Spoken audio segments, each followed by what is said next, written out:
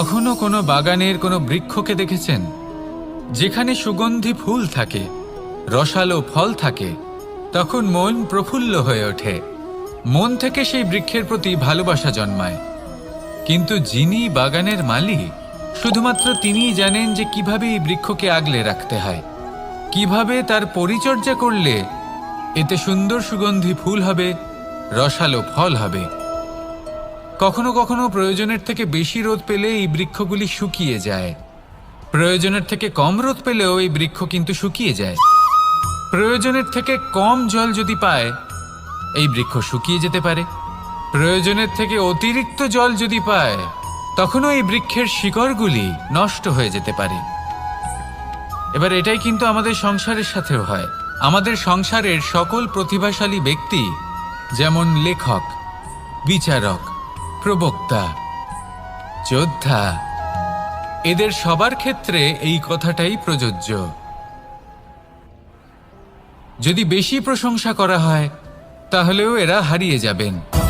প্রয়োজনের থেকে বেশি যদি নিন্দা করা হয়, তখনও তারা নত হয়ে পড়বেন। তাহলে আপনি এদের রক্ষা করুন এবং নিজেদেরও। মনে রাখবেন একটা কথা, জেনে রাখুন কখন কোন নিন্দায় আপনি লজ্জিত হবেন না, আর কখন কোন প্রশংসার দ্বারা নিজের মধ্যে অহংবোধ জাগ্রত করবেন না। এই মন সুপ্রসন্ন হয়ে বলবে, রাধা রাধা। যদি আমি কোনো বনে যাই, কোনো নির্জন বনে, সেই বনের বিষয়ে, সেই পথের বিষয়ে, গাছপালার বিষয়ে, পশুপক্ষীর বিষয়ে আমার যদি কোনো জ্ঞান না থাকে, সেই বনের ক্ষুদ্র থেকে ক্ষুদ্রতর অংশের বিষয়ে যদি আমার কোনো জ্ঞান না থাকে, তাহলে হতেই পারে সেই বনে কোথাও আমি হারিয়ে যাব। হয়তো এমনভাবে হারিয়ে যাব, কোনোদিনও বাইরেই বেরোতে পারবো না। তাই সেই বনের বিষয়ে জ্ঞান লাভ করা আবশ্যক। এটাই হলো শিক্ষা। জীবনে বেশিরভাগ মানুষই কেন অসফল হন? ওনারা একটা লক্ষ্য স্থির করেন, কিন্তু সেই পথের বিষয়ে তারা পর্যাপ্ত জ্ঞান অর্জন করেন না। সেই পথে কি বিপদ আসতে পারে প্রত্যেকটা পৃষ্ঠার জ্ঞান তাদের নেই, আর সেই জন্যই তারা অসফল হন। আপনি জীবনে যখনই কোনো লক্ষ্য স্থির করবেন, কোনো লক্ষ্য সাধন করবেন, পরিকল্পনার সাথে সেই পথে অগ্রসর হন। সেই পথকে বোঝার চেষ্টা করুন, সেই পথের বিপদ সম্পর্কে জ্ঞান লাভ করুন, সব কিছু জানার চেষ্টা করুন, অজানা তথ্য আহরণ করুন, আর তারপর সেই লক্ষ্যের প্রতি নিজেকে সমর্পিত করুন। তবেই আপনি সাফল্য লাভ করবেন। আর এই মন প্রসন্ন হয়ে বলবে, রাধা রাধা। আপনি নিশ্চয়ই কখনো অনুভব করেছেন, যদি কোনো নির্মল ব্যক্তির কাছে গিয়ে বসেন, তাহলে মনে নির্মল অনুভূতি হয়, এই মন শান্ত হয়ে যায়। সেইখানেই কোনো দুশ্চরিত্র মানুষের কাছে গিয়ে বসলে এই মন বিচলিত হয়ে যায়। কারণটা কি? কারণ যে ব্যক্তি নির্মল মনের, তিনি সবার মধ্যে নির্মলতা ছড়িয়ে দেন। আমাদের অন্তরে যা থাকে, আমরা সেটাই সবার মধ্যে বিতরণ করি। যদি আপনি এই সংসারে শুভ বোধ ছড়িয়ে দিতে চান, তাহলে প্রথমে শুভ গ্রহণ করুন, তা অর্জন করুন। এই সংসারে জ্ঞানের শক্তি লাভ করুন, আর সেই জ্ঞানের শক্তি সংসারে বিতরণ করুন। শান্তি এবং সন্তোষ প্রদান করুন। কারণ যেমন বীজ এই সংসারে বপন করবেন, তেমনই ফল আপনি লাভ করবেন। যেমন দেবেন, তেমন ফিরেও পাবেন। এই সংসারে জ্ঞান প্রদান করুন, শান্তি প্রদান করুন, সন্তুষ্টি প্রদান করুন। এই সংসারে ভালোবাসা বিতরণ করুন, আর এই প্রেম ভাব নিয়েই বলুন, রাধা রাধা। এই সংসারে দুই ধরনের মানুষ দেখা যায়, এক সরল, দুই জটিল।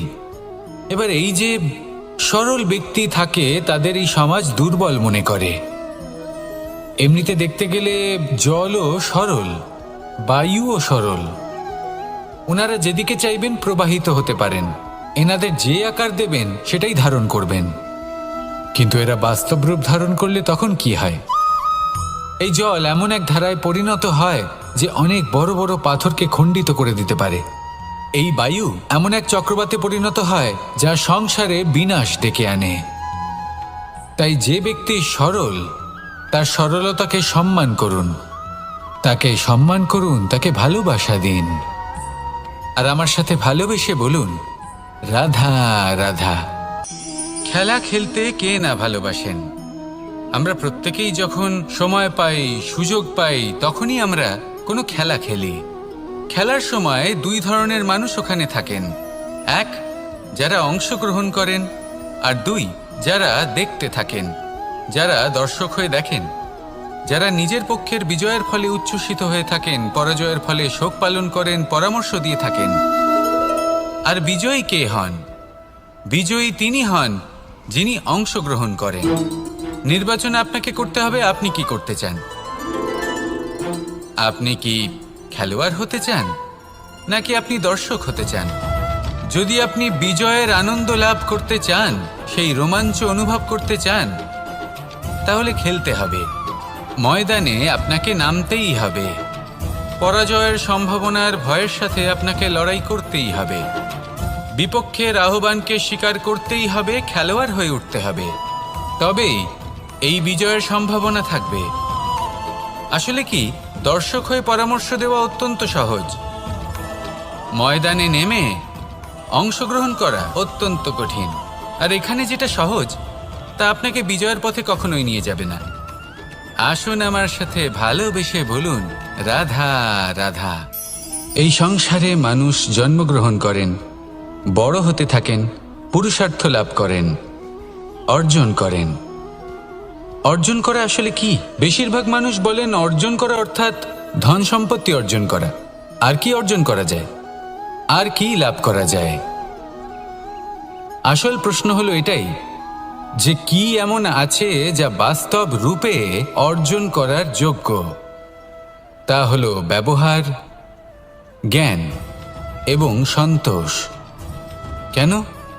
কারণ আপনি যখন এই সংসার ছেড়ে চলে যাবেন, তখন আপনার ধন সম্পত্তি আপনাকে বিদায় জানাতে আসবে না। আপনাকে বিদায় জানাতে আসবে আপনার আপনজন, যাদের সাথে আপনার সুসম্পর্ক ছিল।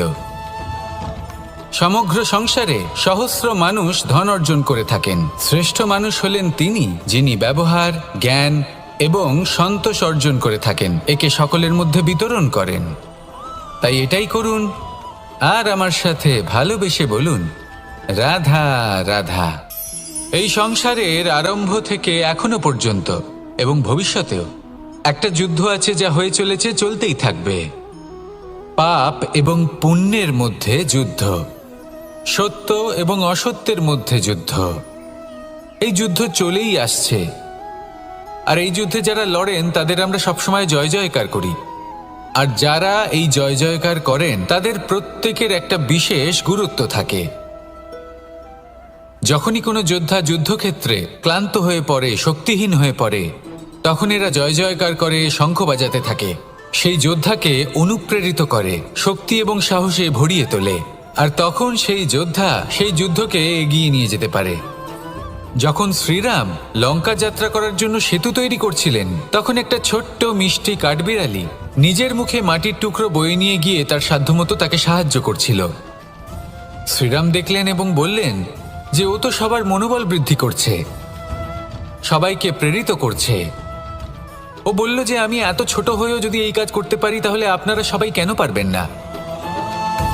এটাই হলো সেই সকলের মাহাত্ম্য, যারা জয় জয়কার করেন, অনুপ্রেরিত করেন, সাহস যোগান। ওনারা সেই ব্যক্তি যারা একজন যোদ্ধার মধ্যে যুদ্ধকে জয় করার শক্তি প্রদান করেন।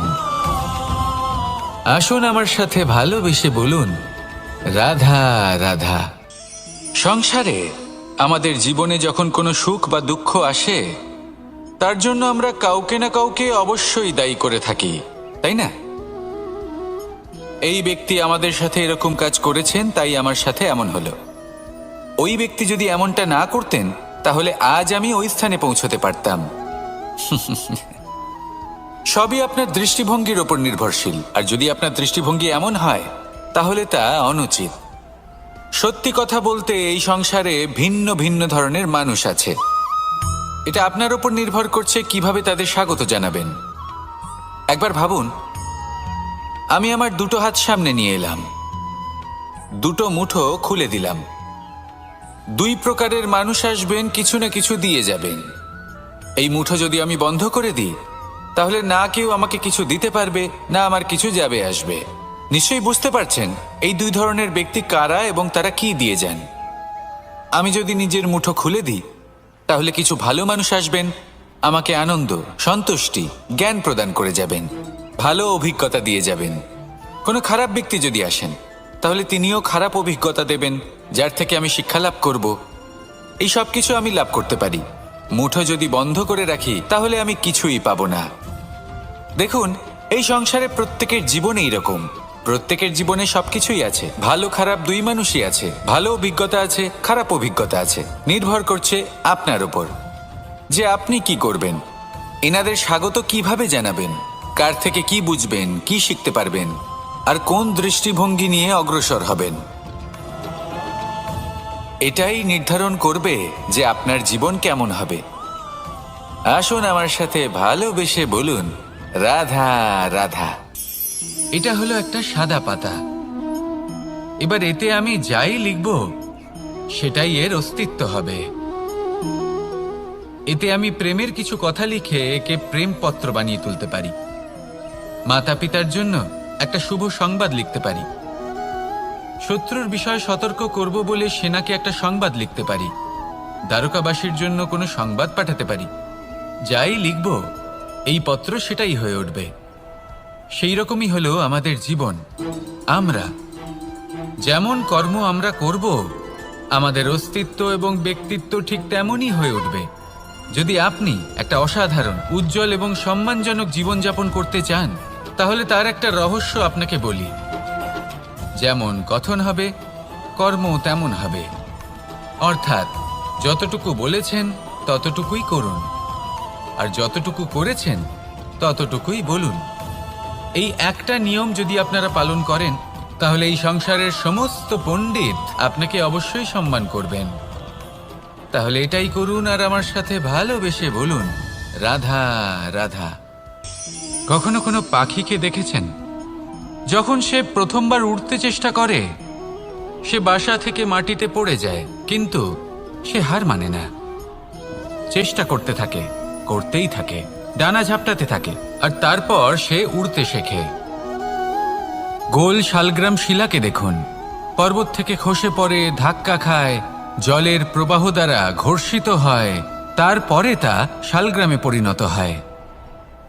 ভেবে দেখুন, যদি কোনো পাখি প্রথমবার উড়তে গিয়ে এটা ভাবে যে না না, যদি আমি পড়ে যাই তবে, আমার যদি আঘাত লাগে তবে, আর যদি ভয়ের কারণে সে শুরুই না করতে পারে, চেষ্টাই না করে, তাহলে কি সে উড়তে শিখবে? কখনোই নয়। এটাই আমাদের শিখতে হবে, প্রারম্ভ করতে হবে। তা অত্যন্ত গুরুত্বপূর্ণ। যখন আমরা কিছু শুরু করি তখন ভয় করে, কিন্তু যদি এটা না করেন, জীবনে কখনো সামনে এগোতেই পারবেন না। হতেই পারে প্রারম্ভ করার পরে আপনি পড়ে যাবেন, বারবার নিচে পড়ে যাবেন, কিন্তু যদি নিরন্তর চেষ্টা করতে থাকেন, তাহলে একদিন না একদিন আপনি অবশ্যই সফল হবেন। এই শুরু করাটাই সব থেকে বেশি কঠিন। এর দ্বারা ভয়ভীত হবেন না। আসুন আর আমার সাথে ভালোবেসে বলুন, রাধা রাধা। যদি আমি আমার চোখ বেঁধে কোনো একটা নির্দিষ্ট দিকে নিজের সমস্ত শক্তি প্রয়োগ করে ছুটে যাই, তাহলে কি হবে?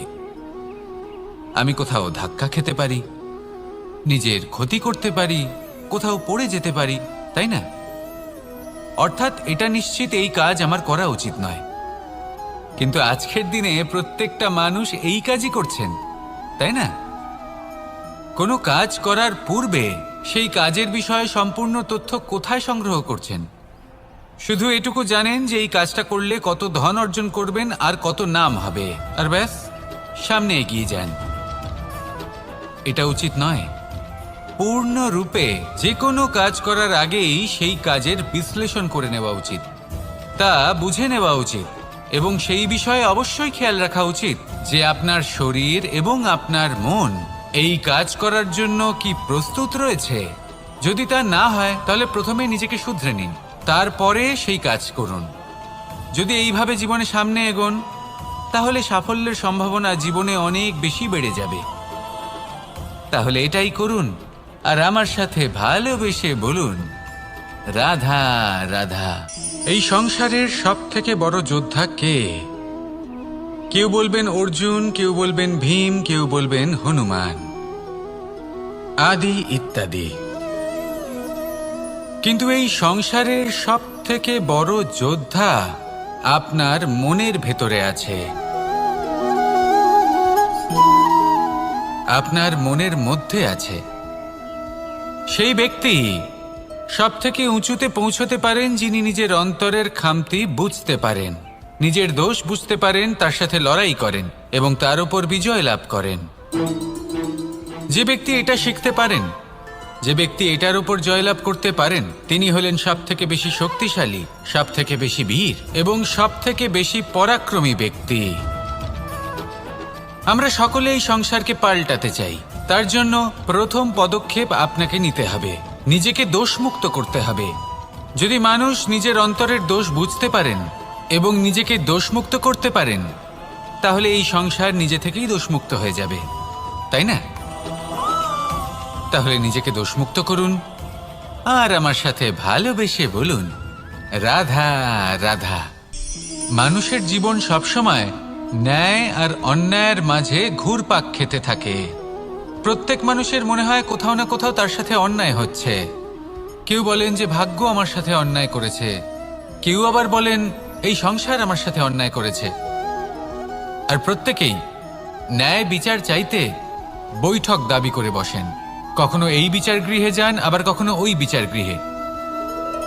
যদি সত্যি কথা বলি, এই সংসারের সব থেকে বড় বিচার গৃহ আপনার কাছেই রয়েছে, আপনার মন।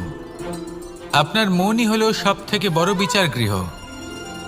এ খুব ভালো করেই জানে কি শুদ্ধ আবার কি অশুদ্ধ, এর শুভ অশুভর জ্ঞান রয়েছে, এ সব জানে।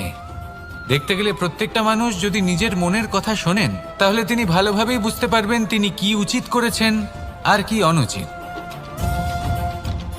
দিনে একবার রাত্রের নিদ্রায় যাওয়ার পূর্বে নিজের সাথে বসুন, চোখ বন্ধ করুন আর বিচার করুন আজ আপনি কি উচিত করেছেন আর কি অনুচিত। আপনার মন সঠিক বিচার তখনই করে দেবে। আসুন আমার সাথে ভালোবেসে বলুন, রাধা রাধা।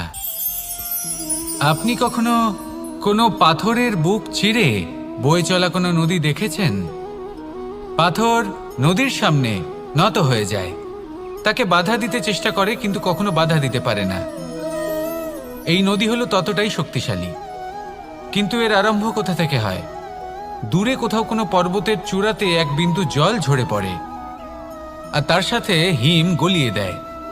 তারপর জলের শক্তি বৃদ্ধি পায়, তারপর অনেক বিপদের সম্মুখীন হয় আর অনেক ধরনের বাধা সে অতিক্রম করে। তার শক্তির এতটাই বৃদ্ধি হয় যে তাকে বাধা দেওয়া একেবারেই অসম্ভব ব্যাপার হয়ে যায়।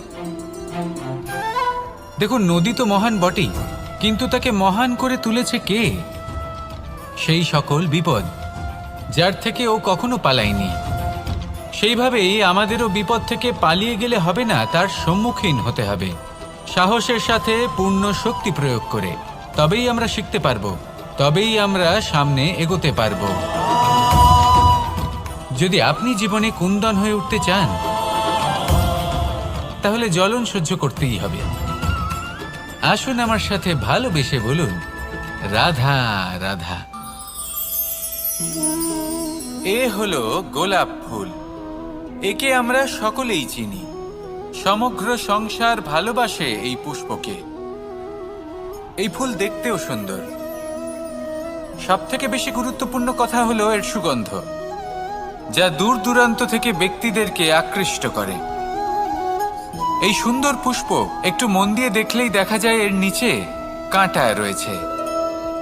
এই সংসার বলে, এ প্রকৃতির কেমন রচনা, এত কোমল পুষ্প, এটা কি তীক্ষ্ণ কাঁটা সহ প্রস্ফুটিত হয়? এটাই হলো জীবনের সত্য। আমাদের অন্তরের সদ্গুণ, সেগুলিও এই ফুলের মতোই সুন্দর। সংসার এর সৌন্দর্য দেখতে পায়, এর সুগন্ধ চতুর্দিকে ছড়িয়ে পড়ে। কিন্তু এই সদ্গুণ জাগ্রত করে তোলার জন্য কঠোর পরিশ্রম করতে হয়, প্রতিনিয়ত চেষ্টা করে যেতে হয়। তাই জন্য যদি আপনি জানেন আপনার পথ উচিত কিন্তু তা কাঁটায় পরিপূর্ণ, তাহলে থামবেন না, চলতে থাকুন। একবার যদি অন্তরের সদ্গুণ জাগ্রত হয়, তাহলে এই সংসার এর সৌন্দর্য দেখবে আর সুগন্ধে আকর্ষিত হয়ে আপনার কাছে আসবে। এই মন, এই জীবন প্রসন্ন হয়ে বলবে, রাধা রাধা। মোহনের বাঁশির এই সুর, এই সঙ্গীত কার না পছন্দ হয়? সবারই খুব ভালো লাগে। এবার এই সুর আসে কোথা থেকে? কেউ বলবেন কৃষ্ণের হৃদয় থেকে। সত্য কথা, এই সুর হৃদয় থেকে নির্গত হয় এবং প্রকট হয় এই বাঁশি থেকে। এই বাঁশিটাকে দেখুন, এই ছিদ্রগুলি দেখুন, প্রত্যেকটা সুর থেকে নিজস্ব একটা স্বর নির্গত হয়। এবার যে ব্যক্তি এই সমস্ত সুর এবং স্বর বুঝতে পারেন, এতে নিপুণ, তিনি এই বাঁশির দ্বারা যে সুর নির্গত করবেন তা তো মধুর অবশ্যই হবে। এবার জীবনের সাথেও কিছুটা এরকমই ঘটে। জীবনের কিছু নীতি থাকে, অর্থ, কুটুম্ব এবং আধ্যাত্মিক। যদি জীবনের প্রত্যেকটা মুহূর্ত সুখময় হয় এরকম আপনি চান, তাহলে এই তিনটি নীতিতে আপনাকে নিপুণ হতে হবে। কোনো একটি বিশেষ নীতির প্রতি যদি আপনি বেশি ঝুঁকে পড়েন, তাহলে বাকি দুই নীতি থেকে যা সুখ লাভ করা সম্ভব তা পারবেন না। ধন অর্জন করতে হবে পরিবারের জন্য, পরিবারের সুখ মনের শান্তির জন্য, মনে শান্তির প্রয়োজন মনের শুদ্ধতার জন্য। যখন এই মন শুদ্ধ হবে, জীবন শুদ্ধ হবে, পবিত্র হবে, সুন্দর হবে এবং ভালোবেসে বলবে, রাধা রাধা। জল, এ হলো জীবনের আধার পঞ্চতত্ত্বের মধ্যে একটি, আর অত্যন্ত বিশেষ।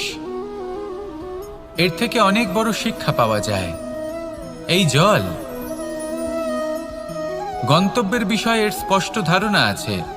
ও জানে ওর লক্ষ্য কি, আর প্রয়াস করে ততদূর সে পৌঁছেও যায়। এটি পর্বত থেকে বয়ে নিচে নেমে আসে, নদীর সাথে সমাহিত হয়ে তার সাথে বয়ে চলে, চিরসবুজ বনানী গড়ে তোলে, প্রাণীদের তৃষ্ণা নিবারণ করে, সামনে এগিয়ে চলে, মানুষের সাথে মিলিত হয়। যারা একে বাঁধের মধ্যে বেঁধে রাখতে চেষ্টা করে, সে বন্দি দশাতেও থেকে যায়, মানুষের কল্যাণ করে। তারপর বাঁধ থেকে মুক্তি পেয়ে এগিয়ে চলে, কোথাও ধাক্কা খায়, কোথাও বাধা পড়ে, কোথাও যদি পথ খুঁজে না পায় তাহলে পথ খুঁজেই নেয়, আর যেখানে পথ থাকে না সেখানে পথ বানিয়ে নেয়, আর শেষ পর্যন্ত নিজের লক্ষ্যে পৌঁছেই যায়, অর্থাৎ সমুদ্রে গিয়ে সমাহিত হয়ে যায়। আমাদেরও কিছুটা এরকমই হয়ে উঠতে হবে। যেখানেই যাবেন সকলের কল্যাণ করুন, সামনে এগোন। আপনি কোথাও পড়ে গেলে, ধাক্কা খেলে আঘাত লাগবেই, উত্থান পতন লেগেই থাকে। সামনে এগোতে থাকুন। কোথাও পথ না পেলে তা খুঁজে নিন, কোথাও পথ না থাকলে তা বানিয়ে নিন। নিজের গন্তব্যের কথা সবসময় মনে রাখুন। শেষ পর্যন্ত নিজের মোক্ষ লাভ আপনি অবশ্যই করবেন। আর আমার সাথে ভালোবেসে বলুন, রাধা রাধা। জীবনের প্রত্যেক মুহূর্ত আমাদের কিছু না কিছু শিক্ষা দেয়, নির্ভর করছে আমাদের দৃষ্টিভঙ্গির উপর। যেমন নদী হলো আমার অত্যন্ত প্রিয়, নদীতে ভ্রমণ করতে আমার খুব ভালো লাগে। কি বলেন? নদীতে সবসময় নতুন কিছু থাকে, ও পুরনো কিছুই নিয়ে বসে থাকে না, সব সময় প্রবাহমান, কখনো থামে না। ততক্ষণ থামে না যতক্ষণ না সাগরে গিয়ে সমাহিত হচ্ছে। ঠিক এইভাবেই আমাদেরও উচিত নিজের জীবন অতিবাহিত করা, নদীর মতো। প্রত্যেক মুহূর্ত নতুন, তাই সেইভাবেই জীবন যাপন করুন। পুরনো কিছুই একত্রিত করে রাখবেন না, বিগত স্মৃতির মাঝে নিজেকে হারিয়ে ফেলবেন না। এই যে বর্তমান, এই যে মুহূর্ত, সেটাই হলো সর্বশ্রেষ্ঠ। এর মাঝেই জীবন যাপন করুন, নদীর মতো প্রবাহমান হতে শিখুন। আপনি শিখে গেলে তাহলে মনে রাখবেন, আমার আপনার মাঝে বিচরণ করতে বড়ই ভালো লাগবে। যে ব্যক্তি আনন্দের সাথে জীবনের প্রত্যেকটা মুহূর্ত অতিবাহিত করে কোনো চিন্তা ছাড়াই, প্রবাহমান হয়, কখনোই থামে না, যতক্ষণ না মুক্তি লাভ করছেন, এমন ব্যক্তির মধ্যেই রাধাকৃষ্ণ বসবাস করেন। তাহলে আসুন আমার সাথে ভালোবেসে বলুন, রাধা রাধা।